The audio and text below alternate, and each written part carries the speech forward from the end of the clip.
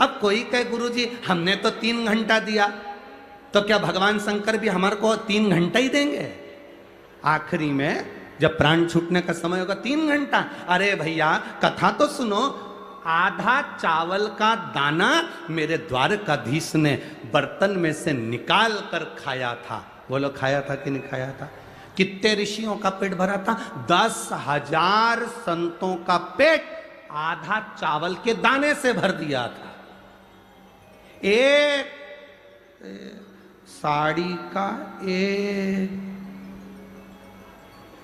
धागा। द्रौपदी ने चीर बांधा था? बोलो तो।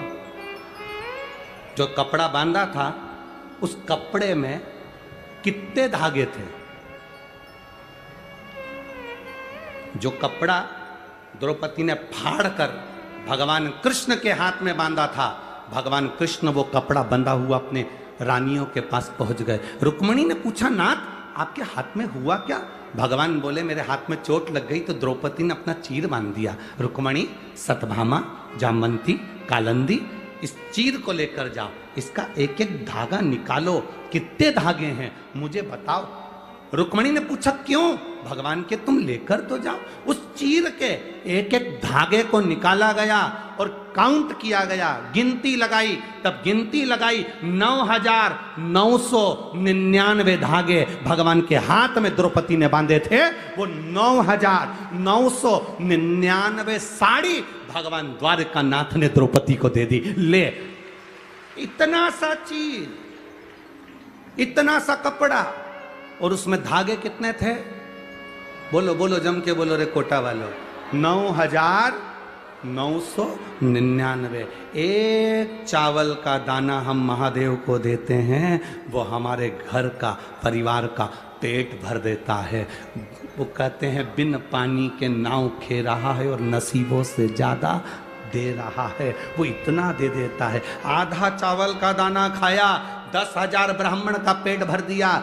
भगवान थोड़ा सा लेता है, तुम्हारे 3 घंटे लिए हैं, पर तुम्हारी उम्र कितनी बढ़ाएगा, कितना तुमको देगा, ये वही जान सकता है। उसका हिसाब उसके पास में रहता है।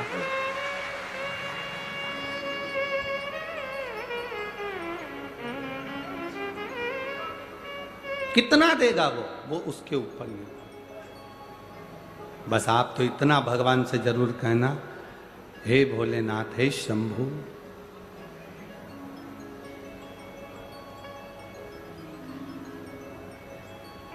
मेरे बाबा दया करना, मैं तेरे, मेरे बाबा दया करना, मैं तेरे, ना घर के भरोसे हूँ, ना परिवार के भरोसे, ना घर के भरोसे, ना परिवार के भरोसे, मेरे बाबा दया करना, मैं तेरे भरोसे। भगवान से कहो हम तेरे भरोसे जी रहे हैं। जिसके मोबाइल में नेटवर्क नहीं होता, फिर वो मोबाइल का क्या करता? जम के बोलो जरा। तुम्हारे मोबाइल में नेटवर्क नहीं है तो तुम मोबाइल का क्या करोगे? बैठे बैठे गेम खेलोगे। बोलो सही है कि गलत है? अरे बोलो तो जम के जरा। जिसके मोबाइल में नेटवर्क नहीं होता वो मोबाइल पर गेम खेलता है, और जिसका शंकर के प्रति भरोसा नहीं होता, दुख उसके साथ गेम खेलता है।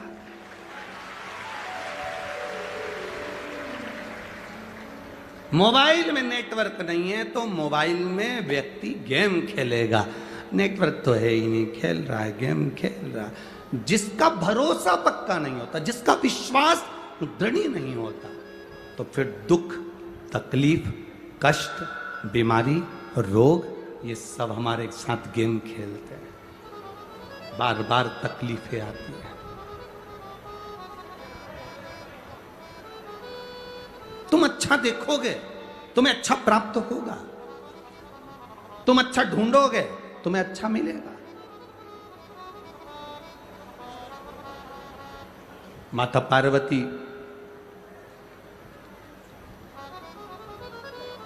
मैनावती से कहती हैं, मां, मेरे नाना पितर जो पितृलोक में रहते हैं, मां,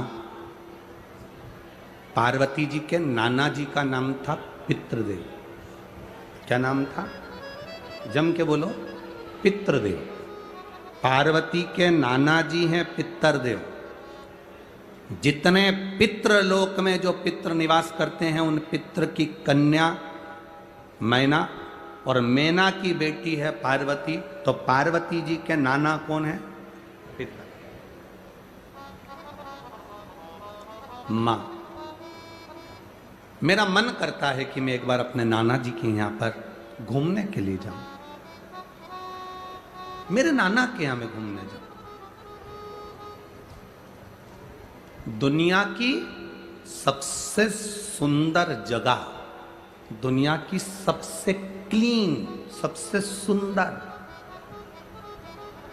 सारे लोकों में सबसे सुंदर लोक, सारे लोकों में सबसे सुंदर लोक, एक लोक, उसको कहते हैं पितृलोक। कौन सा लोक है वो? पितृलोक। तो कहा, गुरुजी बैकुंठ लोक सुंदर नहीं है क्या?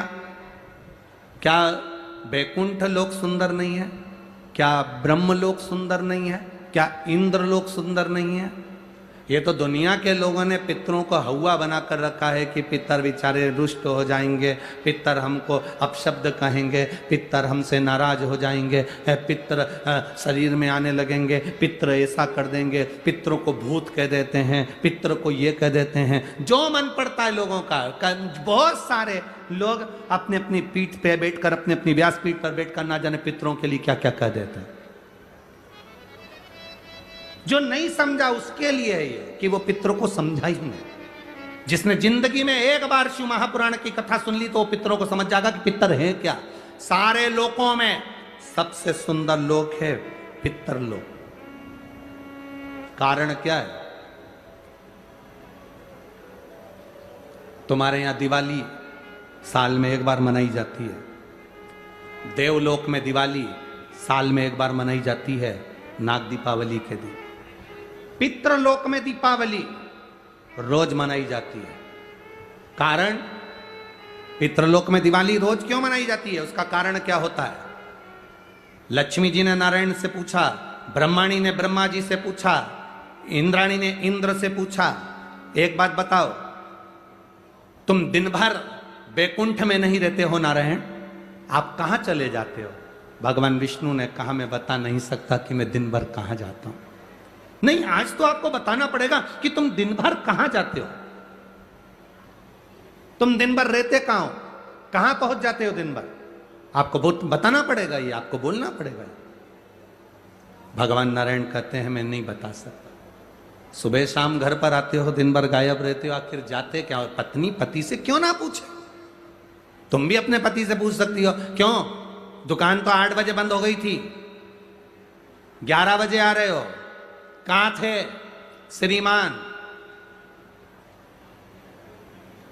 पूछ सकती है, पत्नी का फर्ज है पूछना, और पूछना चाहिए भी,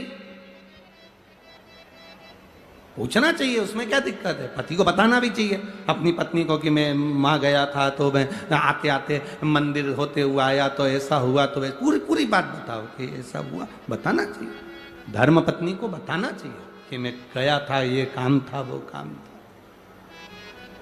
लक्ष्मी जी ने पूछा, तुम दिन भर कहां रहते हो? भगवान विष्णु ने कहा मैं बता नहीं सकता। बताना पड़ेगा। तब नारायण ने कहा, फिर नारायण बोले, नारायण ने कहा कि देखो लक्ष्मी, बात ऐसी है कि पितृलोक इतना सुंदर लोक है, इतना सुंदर लोक है कि जहां जितने पितर निवास करते हैं उनके घर का कोई व्यक्ति अगर कथा सुनने जाता है, मंदिर जाता है, अगरबत्ती लगाता है, दिया लगाता है या पूजन आराधना करता है या भूलवश भी कहीं भगवान की कथा में जाकर बैठ जाता है, जितनी देर उसके घर का व्यक्ति कथा में बैठता है, नारायण कहते हैं उतनी देर मैं उसके घर के पितरों के कंधे पर हाथ रखकर कथा को श्रवण करता हूं।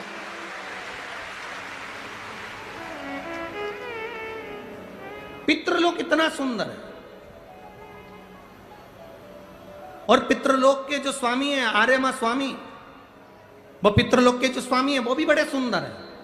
और पितृलोक के जो स्वामी हैं बड़े सुंदर, और पितृलोक के स्वामी जिस पर बैठते हैं, काय पर बैठते हैं?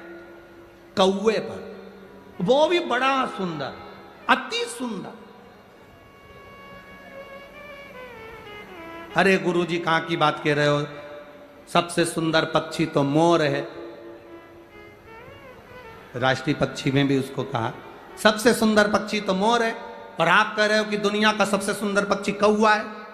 अरे भाई, जिसने कथा नहीं सुनी उसको लगता है कि दुनिया का सबसे सुंदर पक्षी मोर है, पर अगर शास्त्र को उठाकर देखोगे तो दुनिया का सबसे सुंदर पक्षी कौवा था।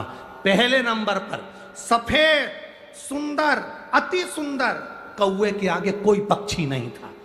वो तो ब्रह्मा जी ने पृथ्वी पर यज्ञ करा, और पृथ्वी पर जब यज्ञ करना चाहा ब्रह्मा जी ने, तो उस समय पर ब्रह्मा जी ने कहा मुझे इस पृथ्वी पर यज्ञ करना है, इस जमीन को लीपने के लिए अमृत की जरूरत है। जैसे अपन गाय का गोबर लीपने के लिए लाते हैं, वैसे ब्रह्मा जी ने कहा इसको लीपने के लिए अमृत चाहिए।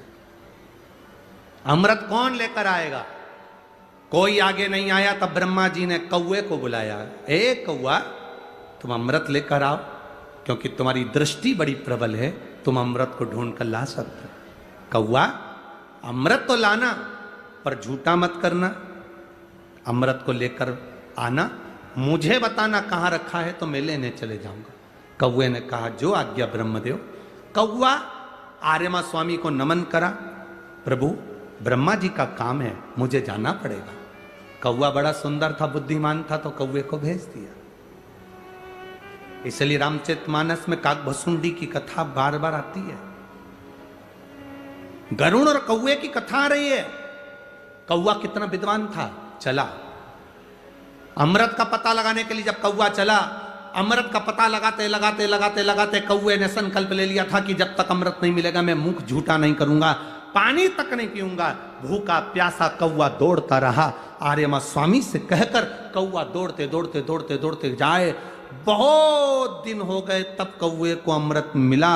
अमृत मिला तो कौवे को लगा बहुत तेज प्यास लग रही है, करूं क्या? कौवे ने उस अमृत को झूठा कर दिया।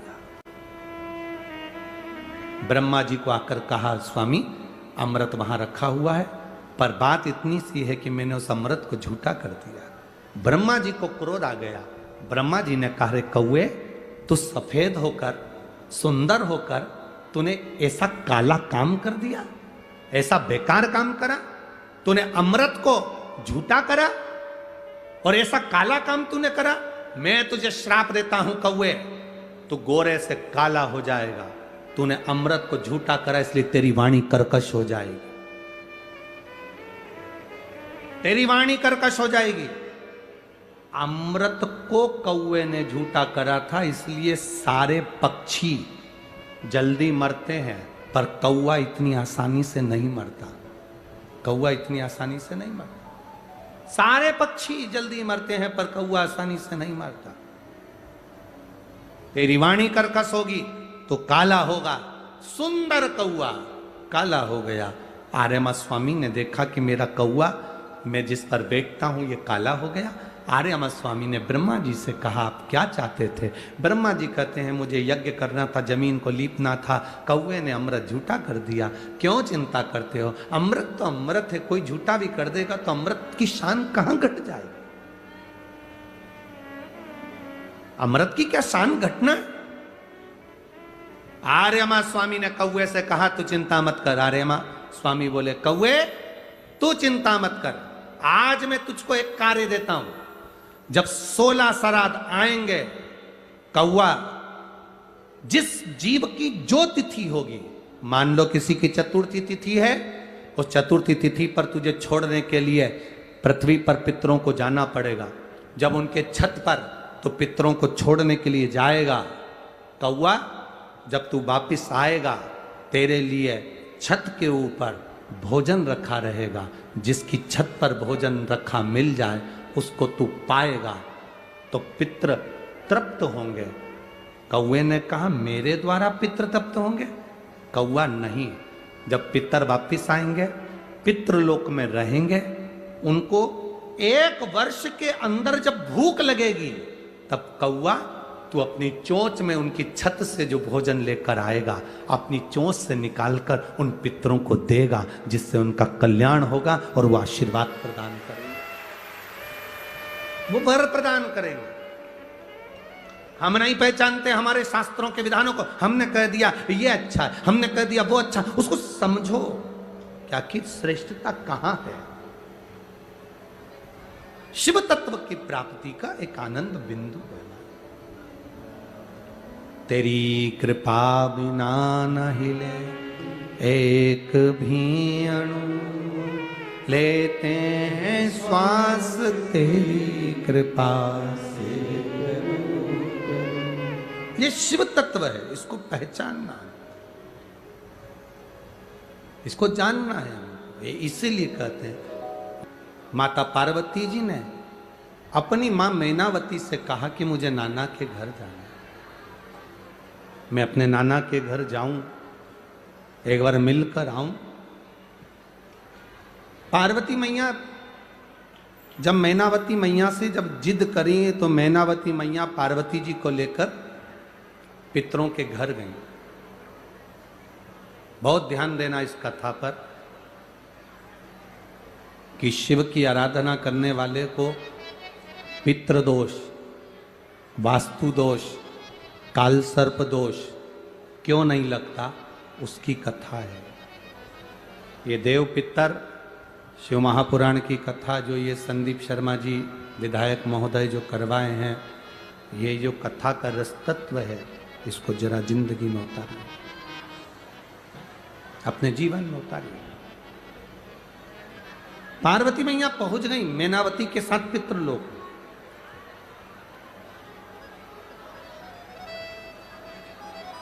पितृलोक में पहुंची वो, और देखो शिव महापुराण की कथा कहती है, बाबा देवादिदेव महादेव का चरित्र कहता है, भगवान शंकर का पावन चरित्र कहता है, शिव महापुराण की कथा कहती है।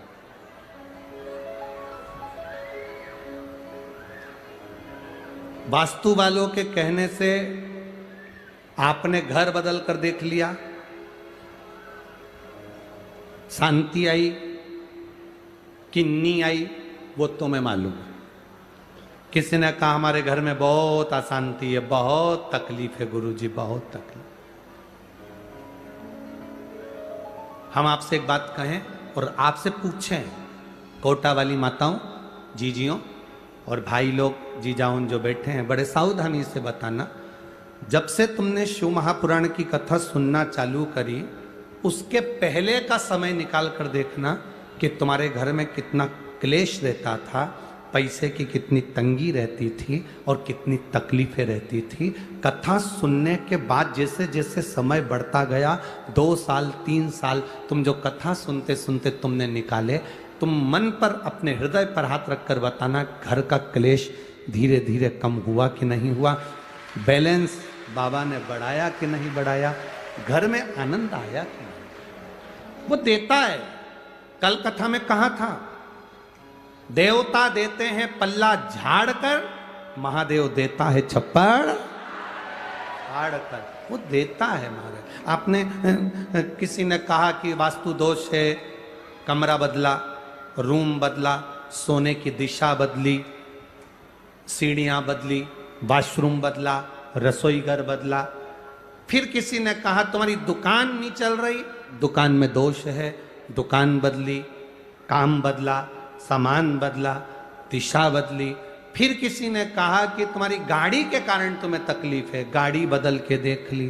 फिर किसी ने कहा कि तुम्हारे ऊपर किसी ने कर रखा है, तो विद्या करवा के देख ली। अब तुमने घर बदल कर देख लिया, विद्या करके देख लिया, सारी पूजन करके देख ली, अब सब कुछ करके देख लिया, कुछ नहीं हो रहा।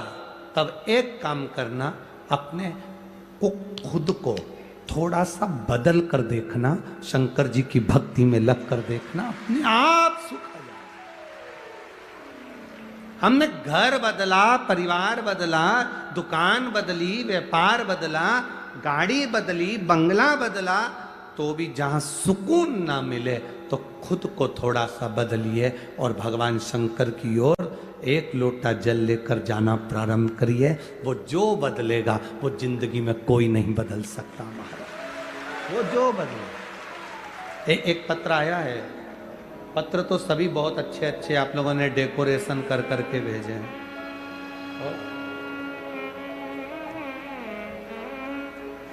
बड़े बड़े पत्र भी आए हैं हो। पहले तो यहाँ पर एक कोई माता बैठी है जिनके घर में कई सालों से संतान नहीं थी, और बाबा की कृपा से डॉक्टर ने कह दिया था कि तुम्हारे पेट में एक संतान है और 2 गर्भाशय में गांठ है, 2 गर्भाशय में गांठ है और एक संतान है। पर बाबा की कृपा से वो गांठ का ऑपरेशन नहीं करवा सकी डॉक्टर के कहने से, तो केवल उस गांठ को उसने गर्भाशय में 9 महीने रखा। तो वो डॉक्टर भी आश्चर्य में पड़ गए कि वो एक बच्चा नहीं था, वो 3 बच्चे थे जिनको लेकर वो यहाँ आई। कल भी कहीं लेकर बैठी थी, हमारे को पत्र भेजा था, हम बुला नहीं पाए। तो कहीं बैठी हो तो अपने 3 बच्चों को लेकर वो यहाँ व्यासपीठ पर आ सकती हैं। अगर कहीं बैठी हो, कल भी वो लेकर बैठी हुई थी, हम यहाँ बुला नहीं सके उनको, तो जहाँ बैठी हो वो अपने 3 बच्चों को लेकर यहाँ आ सकती हैं। अब आती है जुड़वा की बात, ठीक है। हेमलता मेहरा, उम्र है 33 वर्ष, धीरज मेहरा, निवासी दशहरा मैदान। गुरुजी, बाबा का मैं क्या गुणगान करूं। पत्र जिसने लिखा है उसने अपनी आयु लिखी और उसने अपने परिवार का वर्णन किया। गुरुदेव, मेरी बहन कोटा के नगर निगम के अग्निशमन विभाग में ही कार्यरत हैं। उनके पति, गुरुदेव, हम क्या वर्णन करें। 2021 से कथा सुनना प्रारंभ करी। गुरुदेव, संतान का सुख नहीं था, कई साल निकल गए, औलाद नहीं हुई गुरुदेव। तब किसी ने कहा एक बार सफेद आंकड़े की जड़ तुमरुका जी का नाम लेकर कमर में बांधो। बाबा की कृपा से मैंने वो बांधा, फिर भी मेरा रजो धर्म आ गया, संतान का सुख नहीं हुआ। फिर हम कुबेरेश्वर धाम गए, बाबा को प्रणाम करा, शिवजी पे चढ़ा हुआ जल वहां पिया। वहां से आने के बाद कुछ ही समय निकला, 15 दिन ही बीते थे और रजो धर्म वापिस आया। रजो धर्म वापिस आने पर मैं अंदर से टूट गई कि मेरा वापिस रजो धर्म आ गया, संतान नहीं हुई। बाबा से प्रार्थना करी, दूसरी बार समय आया तो रजो धर्म नहीं आया और बाबा की कृपा से गर्भ ठहर गया। बाबा का मैं क्या गुणगान करूं गुरुदेव। बाबा ने ऐसी कृपा करी, संतान नहीं दी, बहुत साल नहीं दी। डॉक्टर ने कहा था तुम्हारे गर्भाशय में एक बच्चा है और एक बच्चा तुम्हारे गर्भाशय में है, पर बाबा का मैं क्या गुणगान करूं। जब जन्म हुआ बच्चों का तो 2 बेटे बाबा ने मेरी गोदी में डाल दिए। मैं बाबा को यह नमन करने आई। लाई हो तो दोनों बेटों को ऊपर ला सकती हैं, उसके फोटो आप इसमें देख सकते हैं। अगर बच्चे लाए हो, दूर हैं क्या, पंडाल में लेके बैठे हो, बच्चे आए हैं? हाँ लिया लिया, धीरे से, धीरे धीरे लिया। शिव कथा इसी को कहते महाराज। तेरी कृपा बिना न हिले एक भी अणु, लेते हैं श्वास तेरी कृपा से। पार्वती मैया गई अपने नाना जी के घर। अब एक बात अच्छे से सुनिएगा, कोई तुमसे कहे तुम्हारे ऊपर पितृ दोष है, कोई तुमसे कहे तुम्हारे ऊपर वास्तु दोष है, कोई तुमसे कहे तुम्हारे ऊपर काल सर्प दोष है, तो उनसे कह देना पितर तो मेरे नाना जी लगते हैं। जब माँ पार्वती के नाना हैं और पार्वती हमारी माँ है, तो हमारे भी तो पितर नाना ही हुए ना। अब नाना अपने घर की नातिन को प्रेम रखते हैं, आशीर्वाद देते हैं कि दोष देते हैं? बच्चे अगर गलती करेंगे तो नाना मामा चिल्ला देगा, मामी चिल्ला देगी, पर नाना नानी कभी कभी।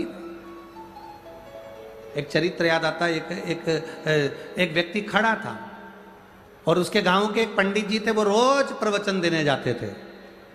तो वो गांव का जो व्यक्ति था ना, वो पंडित जी से कहता था, महाराज कभी कभी हमको भी प्रवचन दे दिया करो, सारे गांवों को सुनाते फिरते हो, कभी हमको भी सत्संग दे दिया करो। पंडित जी को बड़ा गुस्सा आया। पंडित जी ने कहा, कथा में तो कभी आता नहीं और यहाँ खड़े होकर रोज टोकता। पंडित जी ने कहा, तुम्हारी गोदी में ये तुम्हारा जो पोता है ना, यही तो तुमको ज्ञान दे रहा है। रोज तो कहता है बा बा बा बा बा बा, मतलब अब तुम्हारी उम्र हो गई, बाबा बन जाओ, अब मुझे प्रवचन देने की क्या जरूरत है। इतने में उस व्यक्ति को बड़ा बुरा लगा। उसने कहा, महाराज तो मेरा ही पीछे आ गया। उसने कहा, महाराज तुम बिल्कुल सही कह रहे हो, उसका कहना मानकर मेरा मन करता है कि मैं बाबा बन जाऊं, पर इसको गोदी में लेता हूं तो ये कहता है बाबा बाबा बाबा, और मेरी बेटी के बेटे को गोदी में लेता हूं तो वो कहता ना ना ना ना ना। मन तो करता है बन जाऊं, पर बेटी का बेटा कहता ना ना ना ना। इसलिए मैं विस्मय में पड़ा। तो आपसे निवेदन है, शंकर जी के जितने भक्त हैं, शिव को जल चढ़ाने वाले, शंकर का गुणगान करने वाले, शंकर का स्मरण करने वाले, शंकर की भक्ति में डूबने वाले जितने हो तुम, अगर कोई कहे कि पितृ दोष है, कोई कहे तुम्हारे ऊपर ये दोष लगा है, तो तुम्हें कहना चाहिए पितर तो मेरे नाना जी का गांव है, वो मेरे को क्यों दोष लगाएंगे, मुझे क्यों त्राड़ देंगे, उन पर वो तो मेरे ऊपर कृपा करने वाले, दया करने। कई लोग कहते हैं श्राद्ध पक्ष में गाड़ी नहीं लेना चाहिए, कोई कहता है श्राद्ध पक्ष में सोना नहीं लेना चाहिए, कोई कहता है श्राद्ध पक्ष में ये कोई अच्छे कार्य नहीं करना चाहिए, मकान का सौदा मत करो, गाड़ी मत लो, ये मत करो, वो मत करो। शिव महापुराण की कथा कहती है, पूर्वजों के इन 16 दिन में आप कुछ अच्छा भी करोगे ना, तो ये पूर्वजों का आशीर्वाद ही मिलेगा, गलत नहीं है।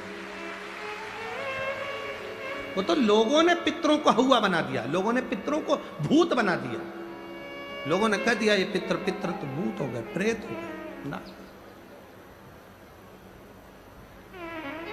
अभी कथा में आपने सुना था, सबसे सुंदर लोक कौन सा बताया? जम के बोलो जरा। कौवा कैसा था? आर्यमा स्वामी भी सुंदर, कौवा भी सुंदर, पितर लोक में जितने पितर रहते हैं वो बड़े सुंदर रहते, बड़े सुंदर।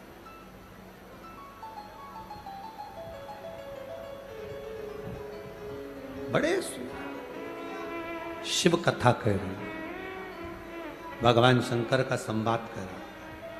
पार्वती मैया अपने नानी जी के यहाँ गई। जैसे ही पहुंची पार्वती मैया पितृलोक में,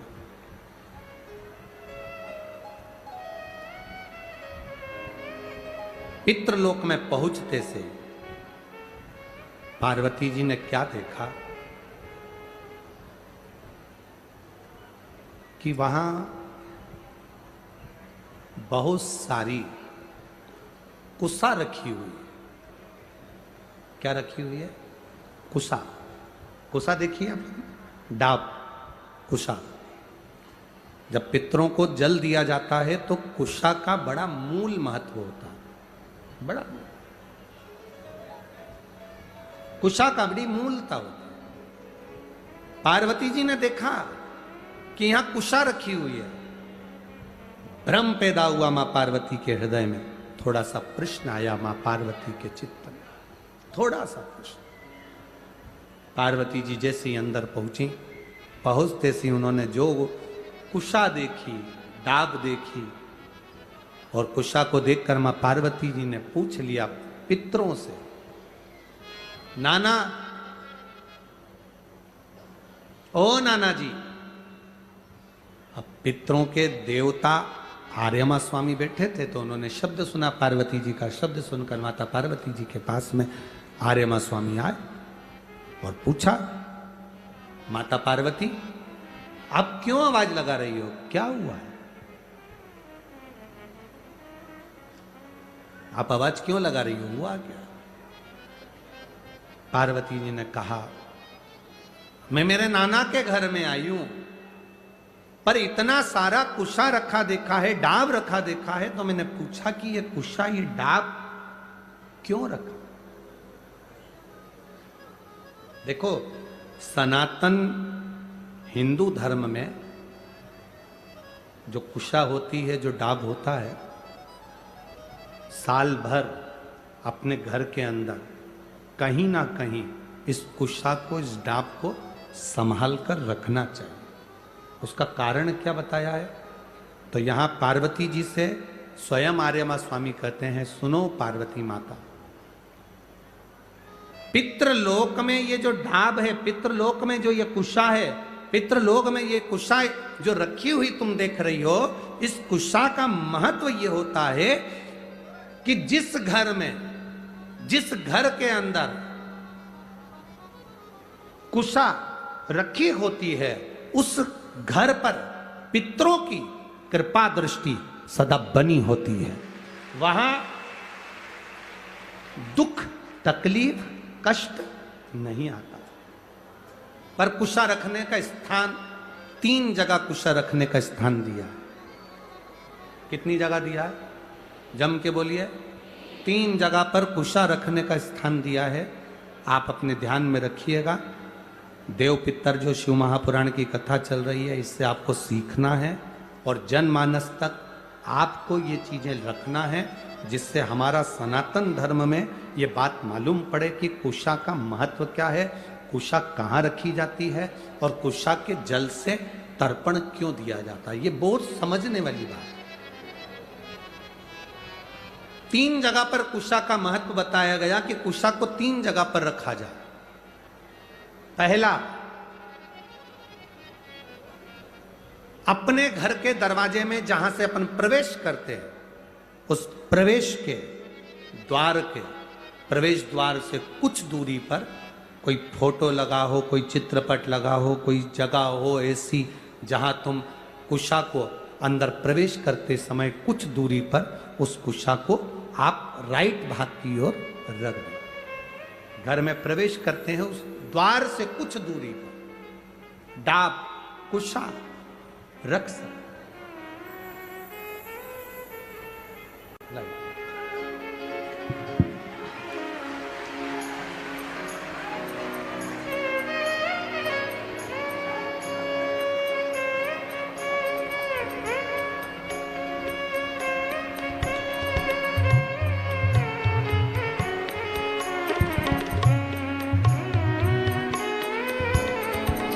एक बार देवादिदेव महादेव का जय घोषारा। ये 2 बालक बाबा की कृपा से कई वर्षों के बाद हुए। एक बार जोरदार ताली बजाएं।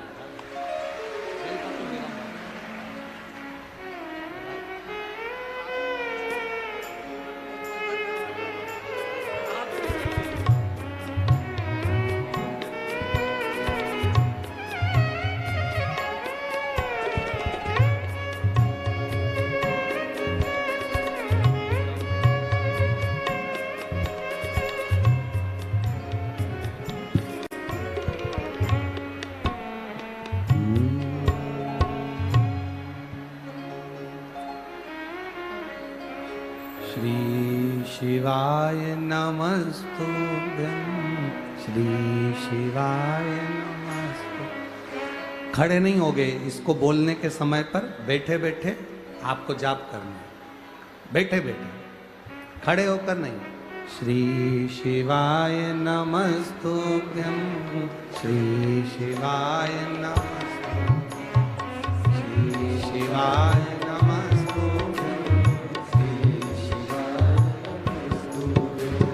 श्री शिवाय नमस्तुभ्यं, श्री शिवाय नमस्तुभ्यं,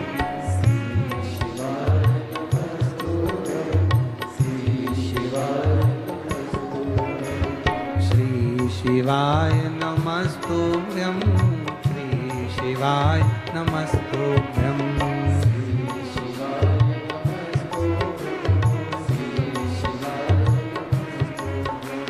श्री शिवाय नमस्तुभ्यं, श्री शिवाय नमस्तुभ्यं,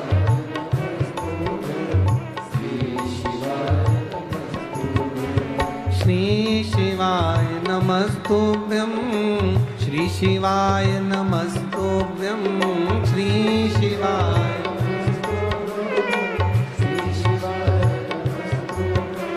श्री शिवाय नमस्तुभ्यं, श्री शिवाय नमस्तुभ्यं, श्री शिवाय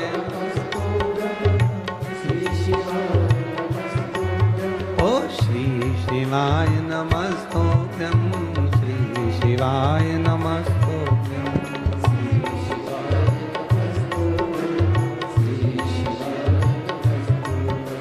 श्री शिवाय नमस्तुभ्यं, श्री शिवाय नमस्तुभ्यं,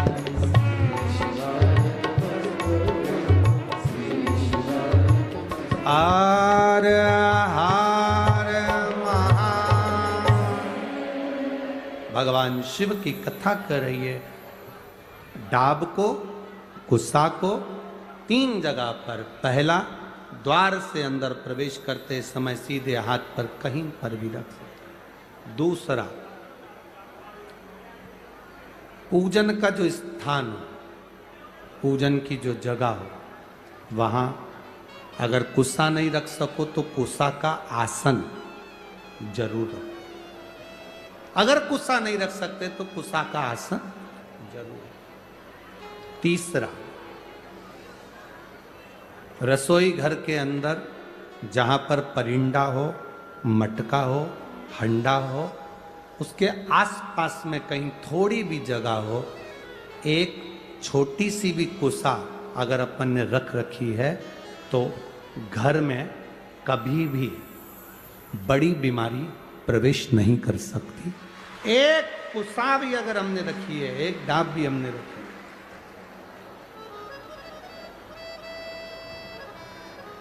हम तो यहां तक कहेंगे, शिव महापुराण की इस पवित्र कथा में आप लोगों से कहना चाहेंगे,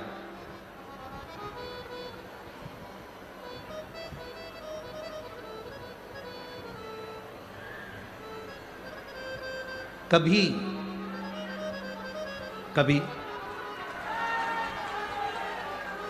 इस पवित्र कथा में अगर आप लोग स्मरण करेंगे तो कभी जिंदगी में आप कोई बड़ी जांच कराने के लिए जा रहे हो कि डॉक्टर ने बोला है कि इनको ये बीमारी हो रही है, इनको ये रोग हो रहा है, इनको ये तकलीफ। आप डॉक्टर को दिखाओ, जांच कराओ, डॉक्टर दवाई दे, उसको खाओ। डॉक्टर भी शंकर का एक रूप है। जैसे शिव महामृत्युंजय है तो जगत के जितने डॉक्टर हैं ये भी महामृत्युंजय का एक प्रतिबिंब स्वरूप है। आप इनको दिखाओ। डॉक्टर भी शंकर का एक स्वरूप है। ऐसा नहीं कि तुम डॉक्टर को नहीं मानोगे, डॉक्टर शिव का एक तत्व स्वरूप माना गया, महामृत्युंजय माना गया। आप दिखाओ। पर यहां शास्त्र कहता है, शिव महापुराण की कथा वर्णन करती है, जब तुम जांच कराने के लिए जा रहे हो, तुम्हें लग रहा है कि डॉक्टर ने बोला है कोई बड़ी बीमारी है, गठान है, और ये गठान, ये गांठ गर्भाशय में आ गई, ये गांठ कहीं शरीर में आ गई, और तुम्हें लग रहा है कि ये तकलीफ देगी और जांच के लिए जाएगी। उसके पहले जब आप डॉक्टर की जांच कराने के लिए जाओ, उसके पहले कुशा का जल, अगर महादेव जी की जो जलाधारी होती है, इसमें महादेव जी बने, दिख रहा है सबको? सबको नजर आ रहा है? टीवी के माध्यम से भी आप लोग देखते रहना, ठीक है? ये जो महादेव जी का शिवलिंग है, ये जो जलाधारी है, ये जलाधारी पार्वती जी का स्थान। इसके बीच में एक लाइन है, वो अशोक सुंदरी का स्थान। राइट में गणेश जी, कार्तिकेय जी। शिवलिंग के ऊपर जो जलाधारी रहती है, जिसमें से बूंद बूंद पानी टपकता है, ये शंकर भगवान की 5 लड़कियां, जया, विषहरा, शामलीवारी, दौतली, देव, शिव जी की 5 बेटी। जब तुम्हें लग रहा है कि कोई बड़ी बीमारी हमारे शरीर में प्रवेश कर रही है और डॉक्टर कह रहे हैं कि इसकी जांच होगी, उसके पहले कुशा का जल, डाब का जल, ये अशोक सुंदरी का स्थान जहां पर है और शिवलिंग का जहां स्थान है, इसके बीच में जो जगह खाली पड़ी रहती है, इस स्थान पर अगर हम कुशा का जल, डाब का जल चढ़ा देते हैं और उस जल को उस स्थान पर जहां तुम्हें लग रहा है कि इसकी जांच होने जा रही है, उस स्थान को लगाकर जांच के लिए जाते हैं, कभी जिंदगी में बड़ा रोग प्रवेश कर ही नहीं सकता। कुशा का जो जल होता है, डाब का जो जल होता है, ये साधारण जल नहीं होता महाराज जी, इसको साधारण नहीं कहा। कुशा के जल को साधारण नहीं कहा। आजकल तो कपड़े के आसन आ गए। मेरी बुजुर्ग माता यहाँ पर बैठी हैं, बुजुर्ग अगर कोई बैठे होंगे तो उनको मालूम होगा, आजकल तो कपड़े के आसन आ गए। पहले ब्राह्मण को जो आसन दान दिया जाता था वो कुशा का दिया जाता था। बोलो री माताओं, सही है कि गलत है? पहले 3 चीजें बड़ी विशेष होती थी ब्राह्मण को दान करने के लिए। कुशा का आसन होता था, सौभाग्यवती नारी को सुहाग का सामान जो दान दिया जाता था वो बांस की टोकरी में दिया जाता था, जिसको सुहाग पिटारी कहते थे। अब आप क्या क्या कहते हैं हमें नहीं मालूम, पर हमारे उधर तो सुहाग पिटारी कहते थे। पिटारी का मतलब होता है उसमें बांस की डलिया, ब्लाउज के पीस रख दिया, कुंकू रख दिया, हल्दी रख दी, मेहंदी रख दी, चूड़ी रख दी, जो तुमने रखा वो बांस की पिटारी में रख। बांस की पिटारी में क्यों रखते थे? हमारे यहां बांस की पिटारी की महत्वता क्या है? हमारे यहाँ सनातन हिंदू धर्म में बहुत सी चीजें हैं जिसकी बड़ी महत्वता है महाराज। जैसे शादी के मंडप में बांस लगाना, वंशकार समाज के जो भाई होते हैं जो बांस का काम करते हैं, लोग भले कुछ भी कहें कि ये वंशकार है, ना ना ना, शिव महापुराण की कथा कहती है वंशकार बांस की डलिया का निर्माण करता है। जैसे बांस कभी समाप्त नहीं होता, लगा हुआ बांस में से बांस कटता जाता है, बांस फूटता जाता है, बांस कभी समाप्त नहीं होता। जिसमें से पैदा हुआ फिर होगा, उसको काट लो फिर होगा। उसी तरह वंशकार समाज जो बांस की डलिया का निर्माण करती है, वो वंशकार समाज बांस की डलिया इस भाव से बनाती है कि जिसके यहाँ शादी में जाए, सुहाग पिटारी में जाए, उसका सुहाग खूब बाबा कृपा बनाकर रखे, उसका वंश खूब। अब लोग वंशकार, आजकल राजनीति के अंतर्गत चलते चलते तो हम क्या बोलें, बस बोल नहीं सकते, क्योंकि राजनीति के अंतर्गत सारी समाजों को तोड़ दिया गया है। ये समाज का है, वो समाज का है, वो समाज का है। पर शिव महापुराण की कथा कहती है ब्रह्मा जी के द्वारा प्रकट हुए मनु और शत्रुपा, इन मनु शत्रुपा की आप और हम सब औलाद हैं। कौन ब्राह्मण, कौन क्षत्रिय, कौन वैश्य, कौन शूद्र, ये सब भगवान की औलाद हैं। इनमें कोई भेद नहीं होना चाहिए, सब एक होना चाहिए। पर थोड़ी सी राजनीति, थोड़ी सी वोट के चक्कर में लोगों ने अपने अपने समाजों को तोड़ दिया। गलत है। ये शिव पुराण रखी है, 1 2 3 4, ब्राह्मण क्षत्रिय, वैश्य, शूद्र, चार पाए पर ये पोथी रखी है, उसी तरह हमारे ब्राह्मण, क्षत्रिय, वैश्य और शूद्र ये चार भारत के वो स्तंभ हैं जिस पर ये पूरा सनातन धर्म टिका हुआ। ये चार ऐसे स्तंभ हैं जिस पे पूरा सनातन धर्म टिका हुआ है। पर वोट के चक्कर में, राजनीति के चलते हुए आज इन सनातन धर्म को तोड़ने के लिए लोगों ने विचार कर लिया, सनातन धर्म ऐसे नहीं टूटने वाला। तो सबसे पहले लोगों ने कहना चालू करा, अगरबत्ती लगाना बंद करो क्योंकि अगरबत्ती में बांस होता है। थोड़े दिन के बाद ये तुम्हारी अगरबत्ती छुड़ा के तुम्हारे हाथ में मोमबत्ती पकड़ा देंगे और कहेंगे तुम्हारा बाप यही है, अब इसी को भजो, सनातन धर्म को भजना बंद कर दो। पर शास्त्र रीति कहती है, हमारा सनातन धर्म कहता है ब्राह्मण, क्षत्रिय, वैश्य, शूद्र ये चारों एक स्तंभ है सनातन धर्म के। ये हमें कितना भी कोई तोड़े, पानी को डंडे से मारने से पानी अलग होता है क्या? अरे बोलो तो दीजिए, नहीं होता। इनको लोगों ने कह दिया ये तो वंशकार हैं, ये तो चर्मकार हैं, ये तो ये ना ना ना ना। जितनी जातियां, जितनी समाजें बनी है, ये हमारे सनातन धर्म के गौरव बनी है।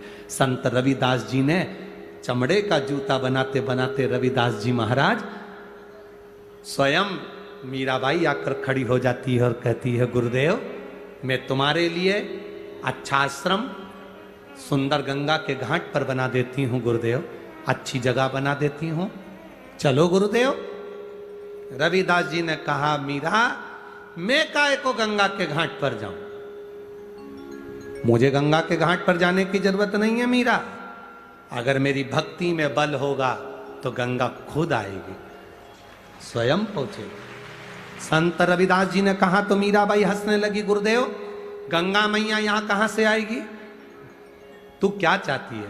मीराबाई कहती है मुझे गंगा जल पीना है। रविदास जी कहे रुक जा। जिस कठोते में रविदास जी चमड़ा धोते थे, रविदास जी ने हाथ जोड़े, गंगा मैया ये मीरा छोटी है, जानती नहीं, इसको जल पीना है, आप जल दो ना। छोटे से कठोते में जिसमें रविदास जी चमड़ा धोते थे, उसी चमड़ा धोने वाले पात्र में से हीरे की चूड़ी पहना हुआ एक हाथ निकल कर बाहर आ गया, उसमें गंगा का जल रखा हुआ। मन चंगा कठोते में, कठोते में गंगा। प्रसन्न हो गई मीरा। जहां गुरु, सच्चा गुरु जिस जगह पर बैठता है, उस जगह पर गंगा को, गुरु गंगा नहाने नहीं जाता, गंगा गुरु के पास चलकर आती है। सच्चा अगर सतगुरु है, सच्चा गुरु है तो गंगा नजदीक पहुंच जाती है।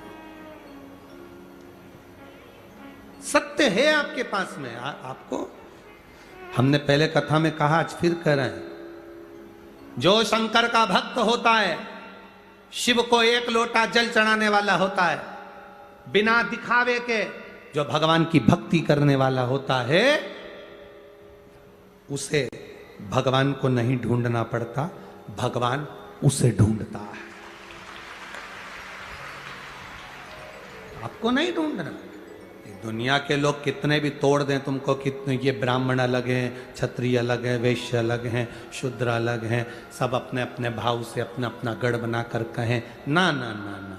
गुलाब जामुन खाओ चाहे रसगुल्ला खाओ, इमरती खाओ चाहे जलेबी खाओ, जाति पेट में ही है। बोलो सही है कि गलत है? ब्राह्मण हो, क्षत्रिय हो, वैश्य हो, शूद्र हो, आखिरी में जाना उसी के पास है। हो सकता है कोटा वासियों के लिए जलेबी का डिपार्टमेंट अलग, गुलाब जामुन अलग जा रही हो, रसगुल्ला अलग जा रहा हो। हमारे उधर तो ऐसा नहीं होता। हमारे यहाँ तो गुलाब जामुन खाएंगे तो भी पेट में जाएगी, रसगुल्ला खाएंगे तो भी पेट में जाएगा। जाना एक ही जगह है।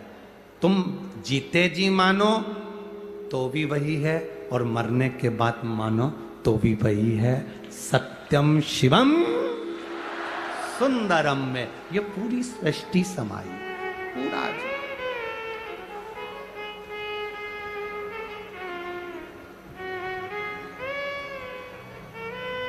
पूरा जीवन।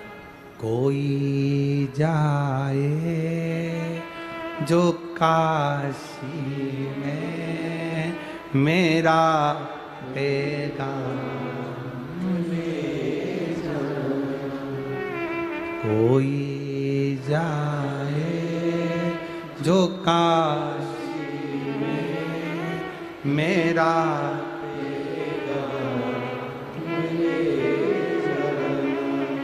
मैं खुद तो आ नहीं सकता, मैं खुद तो आ नहीं सकता, मेरा पैगाम ले जाए, कोई जाए जो काशी में मेरा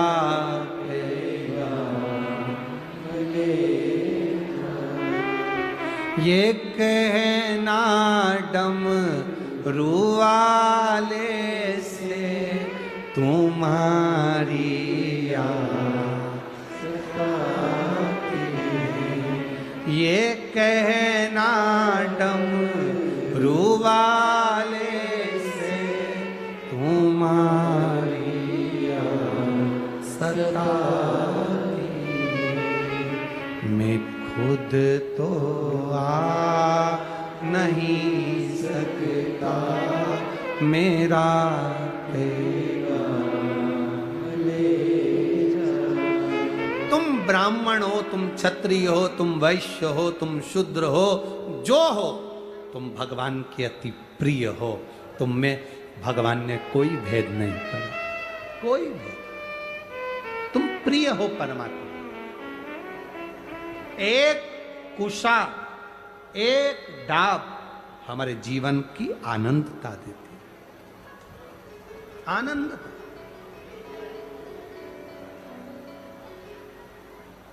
एक किसी ने पत्र लिखा, उस पत्र में उन्होंने लिखा कि गुरुदेव,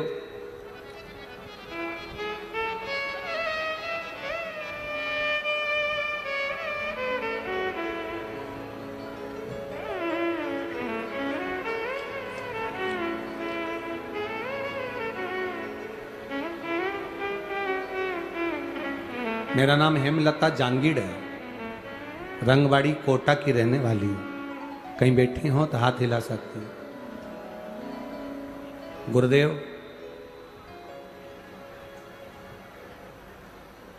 इतने ताने दिए हैं लोगों ने, बांझ तक कहते थे लोग। कई बार तो विचार कर लिया था कि ऐसा शरीर पाने से कौन सा मतलब है, संतान नहीं,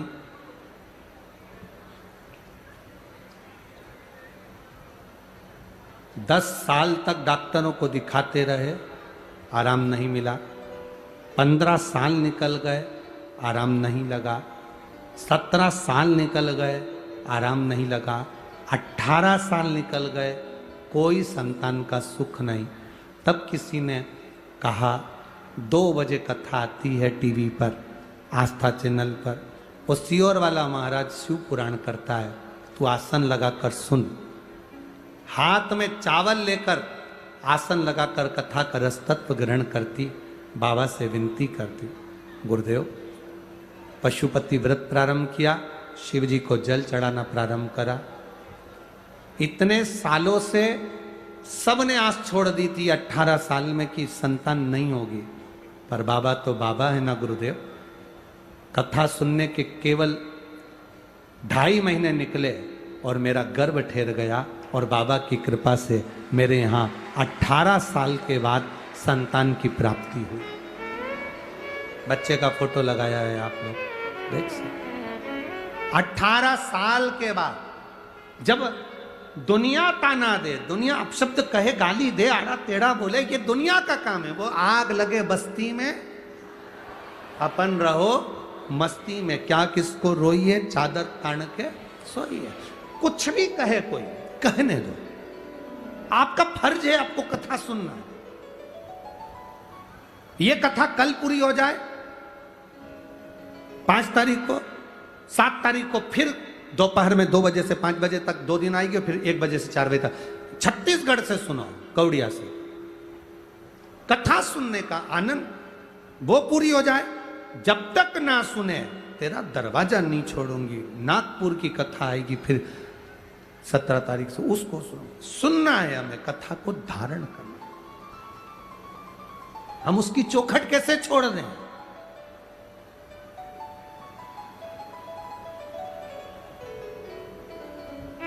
कल हम थोड़ा मिलते कम हैं, ये शर्मा जी जानते हैं, संदीप शर्मा जी भी जानते हैं, और आप लोग भी जानते हो ना, हम मिलते नहीं हैं बहुत, ना के बराबर। फिर भी पीछे के 2 दिन हम मिल लेते हैं, तो उसमें हम कल मिलकर हम जा रहे थे, और जाते समय दरवाजे पर कोई एक भैया खड़ा हो गया, और वो उनकी सन में उनकी अर्धांगिनी भी थी, और उन्होंने उनसे दरवाजे पर खड़े हुए बेचारे, अब पुलिस वालों की क्या गलती होती है, उनसे कहा तुम हमें जानते नहीं हो। अब पुलिस वाले तो बड़े साधारण, उन्होंने कहा क्या क्या क्या है, हम उनके रिश्तेदार हैं, हम उनके परिचित हैं, तुम हमें जानते नहीं हो। उसकी बात सुनकर हमको इतना अच्छा लगा, हम तो सीढ़ी पर चढ़ रहे थे, हमको अच्छा लगा कि बताओ, एक संसार में रहने वाले व्यक्ति से किसी कलेक्टर, किसी का पहचान वाला और कह दे कलेक्टर से हमारी रिश्तेदारी है, तो वो यूं चले। कोई कहे एसपी से हमारी रिश्तेदारी, तो यूं चले। कोई कहे इनसे हमारी रिश्तेदारी, तो यूं चले।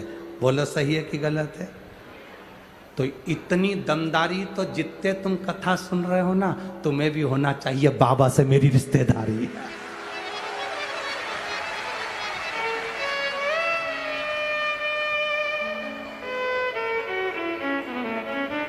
ये रिश्तेदारी यहां काम आएगी, पर वो रिश्तेदारी केवल वहां नहीं, यहां भी और वहां भी।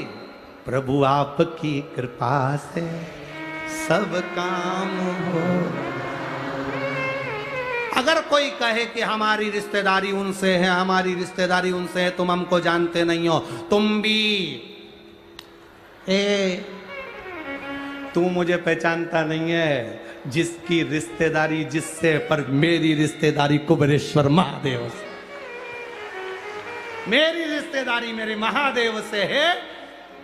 शमशान में लोग आग लगा के छोड़ कर आ जाएंगे, सब अपने घर आकर आलू की सब्जी और पूड़ी खाएंगे। बोलो सही है कि गलत है? सब आलू की सब्जी पूड़ी खाएंगे, मोहल्ले वाले चाय बनाकर लाके देंगे, बस तुम ऐसे बैठे बैठे, और चाय भी वहीं धीरे से पल्लू अंदर करके सब निपटा रहे होगे, सब खा रहे पी रहे होगे, और शमशान में आग लगाकर तुम्हें छोड़ आएंगे। उस समय पर कोई तुम्हारे साथ नहीं होगा, तब तुम्हारा जो लोटा भर के जल चढ़ाया वो रिश्तेदार तुम्हारे साथ होगा, तुम्हारा शंकर, तुम्हारा शिव, तुम्हारा ओघड़ी, तुम्हारा शंभु तुम्हारे साथ। जब कोई नहीं आता मेरा बाबा, जब कौन आएगा? अंत समय में वही आएगा। अंत समय और वचन दिया, ये उसकी कृपा है, ये उसकी दया है। अभी हम आ रहे थे तो कोई कह रहा था आज बहुत सारी भीड़, बहुत ज़्यादा हो गई है, जनता बहुत आ गई है। हमने उनसे कहा भी तो चिंता मत करो, रात बाकी है। सबको ये मालूम है कि कल शिव पुराण विराम होगी। मेहमान जब जाते हैं तो 500 का नोट देकर जाते हैं, ये सबको मालूम है, सबको ज्ञात है। शिव पुराण कल विराम होती है तो बाबा जाते जाते क्या देकर जाता है, ये सबको मालूम है। तो कोई ने कहा सवेरे 8 बजे हमारे यहाँ कौन आएगा कोटा में? हमने कहा तुम कल फोटो खींचने आना कि कहाँ जगह खाली है, वो खींच कर बताना कि कौन नहीं आए। जो जगह खाली हो उसका फोटो खींच के भेजना कि ये खाली रह गई। ये जितने दिख रहे हैं ये जाएंगे ही नहीं, ये पूरी तैयारी से आए।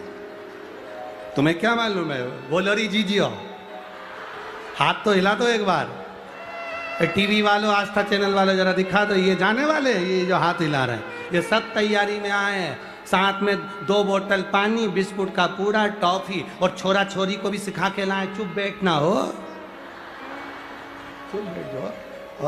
और ऊपर से माननीय अध्यक्ष महोदय बिरला जी ने कह दिया कि कल सबकी, अब ये जाए 8 बजे से 11 बजे तक कथा सुनेंगे, 2 बजे आराम से, और खाए तो खाए पन्नी बोले ठिमका गई। अंकल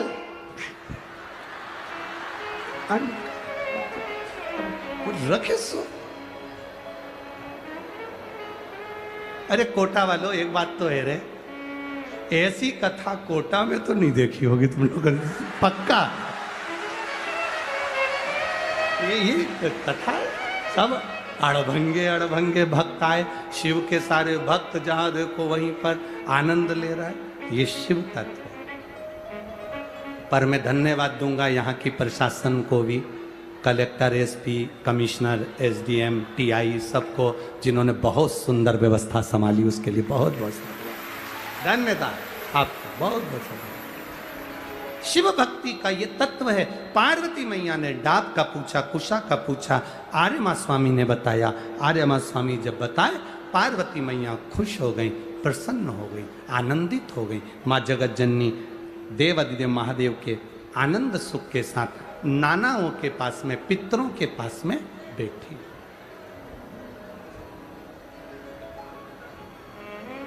अब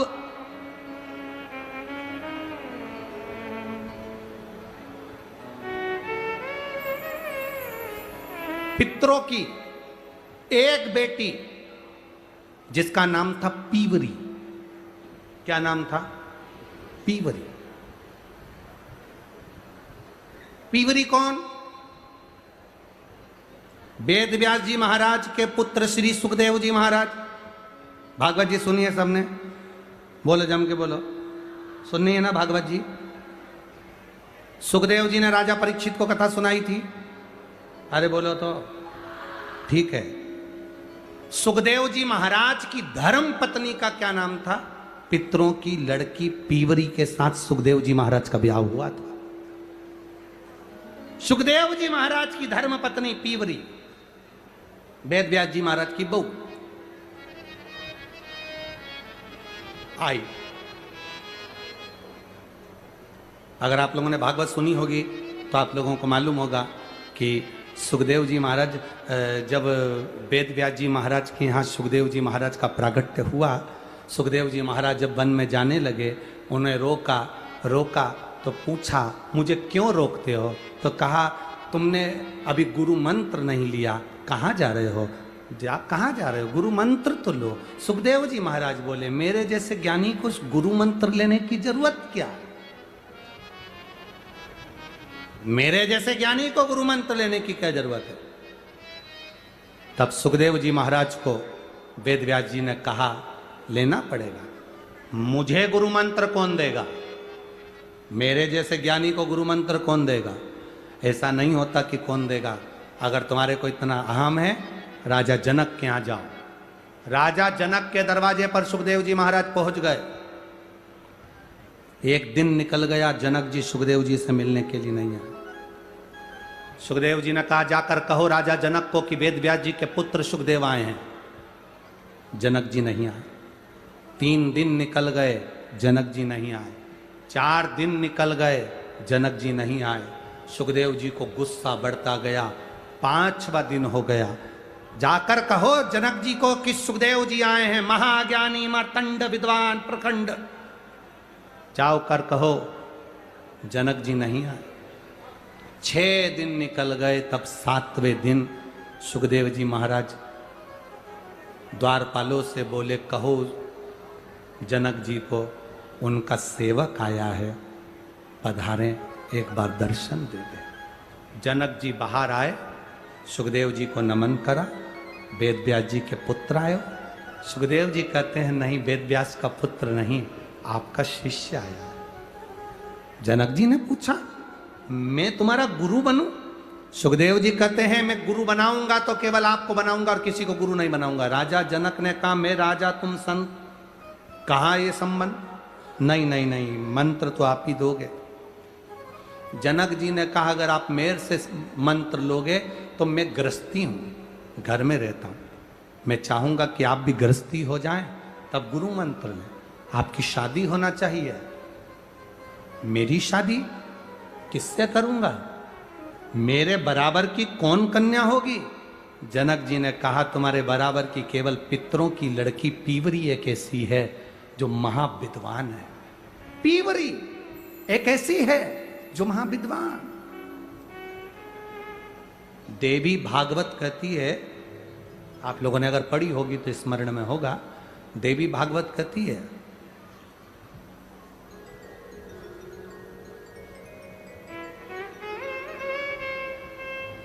जिसकी चमड़ी सफेद पड़ जाती है, जिसको चर्म रोग हो जाता है, सफेद चमड़ी जिसकी पड़ जाती है, या सोरासिस जैसी बीमारी भी हो जाए, या चर्म रोग किसी भी तरह का हो जाए, कोई खाज हो गई या चर्म रोग हो गया, गाय पूर्णिमा के दिन जब अपने बछड़े को दूध पिला रही हो और बछड़ा जब दूध पी रहा हो, दूध पीते पीते बछड़े के मुख पर फेन आ जाता है, उस फेन को चम्मच में निकाल लीजिए। बछड़ा जब दूध पीता है तो उसके दोनों साइड फेन आ जाता है, उस फेन को चम्मच में ले लो और पीवरी माता का स्मरण कर कर, सुखदेव जी महाराज की धर्म पत्नी पीवरी का नाम लेकर, देवाधिदेव महादेव का स्मरण कर कर चर्म रोग वाली जगह पर उसको लगाओ, थोड़ी देर बैठो, उसके बाद आधे घंटे के बाद स्नान करो। 2-3 बार करोगे, चमड़ी अपने असली रंग में आना प्रारंभ हो जाती है और चर्म रोग धीरे धीरे समाप्त होंगे। पीवरी विद्वत्ता का एक स्वरूप है। सुखदेव जी महाराज की धर्म पत्नी पीवरी का नाम कोई साधारण नाम नहीं। देवी भागवत में अगर आप पढ़ेंगे, देवी भागवत में ये संवाद मिलेगा। कोई तुमसे पूछे कि सियोर वाले महाराज ने कहां से बोला पीवरी का नाम, तो आप देवी भागवत में पढ़ सकते हैं, देवी भागवत में स्मरण कर सकते हैं। पीवरी, जनक जी ने कहा पीवरी से आप विवाह करो, मेरे बराबर का विद्वान है क्या वो? विद्वत्ता रखती है, जाओ।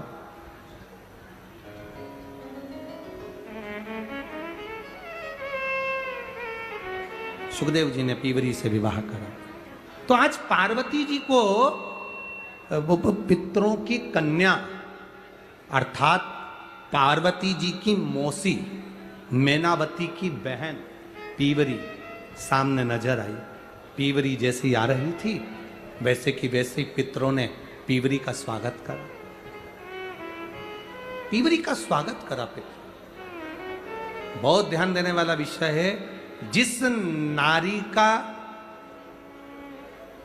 रजो धर्म में अगर तकलीफें आती हैं, रजो धर्म से जुड़ी हुई जो प्रॉब्लम बढ़ जाती है, या गर्भाशय में बच्चादानी में उसको लग रहा है कि कोई गांठ पड़ गई है, या गर्भाशय में कोई प्रॉब्लम आ गई, या रजो धर्म से जुड़ी हुई कोई परेशानी आ गई, उस समय पर दुर्वा, दुर्वा जानते हो, गणेश जी को चढ़ती है ना दुर्वा, दुर्वा अशोक सुंदरी वाली जगह पर समर्पित कर कर 5 दुर्वा सुबह के समय खाली पेट पीवरी का स्मरण कर कर उसको यदि खाया जाए तो रजो धर्म से जुड़ी हुई जितनी दिक्कतें होती हैं वो सब समाप्त हो जाती है और गर्भाशय में गांठ नहीं बनती। पीवरी, इस पीवरी के नाम का वर्णन बड़ा शास्त्र के अंतर्गत आया है महाराज, बड़ा बड़ा सुंदर भाव। पितरों की कन्या पीवरी के साथ जो सुखदेव जी महाराज का मंगल विवाह हुआ था, ये पीवरी कोई साधारण नहीं, एक आनंद का विषय है पीवरी, पितरों का एक वरदान है पीवरी। पितरों का एक आशीर्वाद है पीवरी। ये उनके लिए भी काम करती है पीवरी जिनका 2-4 महीने का बच्चा हुआ और अवर्षण हो गया, फिर 2-3 महीने का बच्चा हुआ फिर गिर गया, फिर 2-4 महीने का बच्चा ठहरता है फिर गिर जाता है, उसके लिए पीवरी का नाम बड़ा काम आता है महाराज, बहुत काम। बेलपत्र समर्पित कर कर वो बेलपत्र को पीवरी का स्मरण कर कर सोमवार की अष्टमी के दिन उस बेलपत्री को खा लिया जाए तो बच्चा फिर 2-4 महीने का गिरता नहीं है, बच्चा पूरा जन्म लेता है और विकलांग नहीं होता, अच्छा बच्चा जन्म लेता है। पीवरी के नाम का इतना गुणगान है हमारे। ये 2-3 जो नाम होते हैं, पीवरी का, एक तुमरुका जी का, ये नाम ऐसे हैं जो हमारे जीवन को सुख प्रदान करते हैं, आनंद देते। पीवरी सारे पितृलोक के पीवरी को आते देखा तो सम्मान किया, बेटी को आते देखो तो सम्मान होना चाहिए। गाय, बेटी, संत, ब्राह्मण, घर के बड़े बुजुर्ग, इनका सम्मान घर में हमेशा होना चाहिए, हमेशा। शंभो शरणे मांगू घड़ी रे, दुख काटो दया करी ने दर्शन। शंभो शरणे मांगू घड़ी रे, दुख काटो दया करी ने दर्शन। शिव तत्व कह रहा, ओगड़दानी की कथा कर रही, ये सुख का विषय है पीवरी में। पार्वती जी मिली अपनी मौसी से, पीवरी से, मैनावती अपनी बहन से मिली। पीवरी के चेहरे की चमक इतनी थी, पार्वती जी ने पूछा मैनावती से, मां ये कौन है, इतनी सुंदर, इतना चमक? और आपको कथा में कहा पहले, क्रीम की चमक 2-4 साल, क्रीम की चमक 2-4 महीना, क्रीम की चमक 2-4 दिन रहती है, पर अच्छे कर्म की चमक जिंदगी भर रहती है, जीवन पर्यान, अंत समय तक आपका चेहरा आपके कर्म से चमकता है। आप अच्छा करोगे, आपके चेहरे पर चमक आ जाएगी, आपको ब्यूटी पार्लर जाने की जरूरत नहीं पड़ेगी। कहाँ जाए, आजकल तो इतना फैशन बिगड़ गया, इतना फैशन बिगड़ गया महाराज। कोई सुंदरकांड का पाठ भी कराता है तो पहले पंडित जी से कहता है मजा आना चाहिए। अब तू सुंदरकांड मजा लेने के लिए करा रहा है कि कल्याण के लिए करा रहा है? महाराज, ऐसा सुंदरकांड का पाठ होना चाहिए सबके पांव थी रख जाए। तो एक काम करना, सुंदरकांड काय को करा रहा है, किसी और को बुला ले, सबके पांव थिरक जाएंगे। आज के जमाने में लोग सुंदरकांड का पाठ कराने के लिए पंडित जी से कह रहे हैं महाराज ऐसा पाठ करना कि लोगों को मजा आ जाए। देखो हम तो उनको बुला रहे थे, हमने उनको नहीं बुलाया। तुम्हारा नाम सुना कि तुम्हारे सुंदरकांड के पाठ में लोगों को बहुत मजा आता है, इसलिए तुम्हें बुलाया। पंडित जी को हाथ जोड़ करके देना चाहिए, मैं मजा लेने के लिए, देने के लिए सुंदरकांड नहीं करता, मैं बाबा को रिझाने के लिए सुंदरकांड करता हूं। इतना बिगाड़ दिया लोगों ने, इतना बिगाड़ दिया। पहले मेकअप का डब्बा कमरे में जाता है, तब जाकर कई कथाकार ऐसे हैं इतना मेकअप कर कर तब कथा में आते हैं। पहले डब्बा जाए तब महाराज आए। काय जिंदगी, भजन करो, स्मरण करो, भक्ति करो। भजन की चमक कभी जिंदगी में खत्म नहीं होती। मीराबाई जिंदगी भर चमकती रही। रामदेव, रामकृष्ण परमहंस, चैतन्य महाप्रभु, तुकाराम जी, नरसिंह मेहता जी, ये किसी पार्लर में नहीं गए महाराज। इनकी भक्ति का बल इतना प्रबल था कि आज तक इनका नाम पूरी दुनिया में चमक रहा है। ये उसकी कृपा है, ये उसकी दया, ये उसकी कृपा से प्राप्त हो। कहां चमके?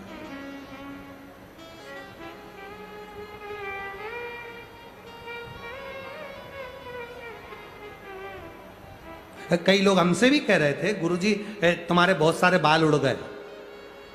तो हमने पूछा क्या हो, तो उससे अरे गुरुजी आजकल तो बहुत अच्छे अच्छे बाल आते हैं, इसे चिपका लो। हमने कहा जनता देख रहे हो, जहां से आते हैं वहीं पकड़ के तो हमारा कुर्ता खींचती है। एक आध ने खींच लिया तो कल्याण कर दे, करो क्या उसका। अरे महाराज, ये चमक, ये दमक, फुल्लवन में महक, सब कुछ मेरे भोलेनाथ तुम ही से है। ये सब उसी का तो है जो हम भज रहे हैं, हम स्मरण कर रहे हैं। आप करो भगवान की भक्ति। बुजुर्ग माताओं को देखना, जितनी बूढ़ी बूढ़ी तुम्हारी सास है ना, तुम्हें तो तैयार होने में 2 घंटा लगता है, सासू को कोई तैयार होने में टाइम नहीं लगता। बस बहू से कह रही बेटा तैयार हो गई, बहू कह रही मम्मी मैं होने वाली हूं, तुम तो हो जाओ। सास कहती मैं तब भी हो जाऊंगी। उसने ली साड़ी ना पटली मटली खोस के और ऊंचे उछाए बाल पे कंघा फेर के और होठ पे कुछ नहीं लगाया, मुंह में से थूक निकाल कर पोत के और वो तो बच्चा। और देखो तुम एक बहू को देखना और घर की बूढ़ी माँ को देखना, ओल्ड इज गोल्ड। घर की बुजुर्ग माता ऐसी सुंदर दिखे, उसको पार्लर की जरूरत नहीं, क्योंकि वो दिन भर ठाकुर जी से लाड लड़ाती, शंकर जी को जल चढ़ाती, भगवान का भजन करती, कीर्तन करती, गुणगान करती। वो चमक उसके अंदर आ गई, वो चमक उसके भीतर प्रवेश कर गई, भीतर प्रवेश क्यों हो। पार्वती मैया ने बड़ा सुख पाया, नाना के घर में गई, आनंद पा रही है। अपन कल कथा में स्मरण करेंगे पार्वती जी का जो सुंदर चरित्र है। पार्वती मैया को वर प्राप्त हुआ पीवरी का। क्या क्या वर पीवरी ने दिया था पार्वती को, वो स्मरण में लेंगे। भगवान श्री गणेश जी महाराज का मंगल विवाह हो, उससे पहले मैं आप लोगों को एक निवेदन करूं। कल कथा सुबह 8 बजे से 11 बजे तक होगी, टीवी पर 2 बजे से 5 बजे तक आएगी।